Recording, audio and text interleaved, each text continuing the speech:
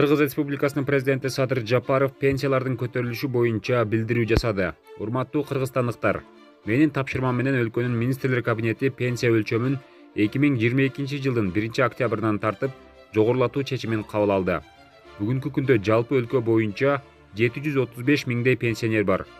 Аларга пенсия төлөмдөрү үчүн жылына 70 миллиард сом каралат. Эми бул максатка биз жыл сайын республикалык бюджеттен 90 миллиард сом бөлөбүз. Буга чейин пенсия өлчөмү орточо 200-300 сомго көтөрүлчү. Азыр эми биз бир эле учурда жалпы өлкө боюнча пенсия өлчөмүн 1700-дөн 3400 сомго чейин көтөрүү чечимин кабыл алдык.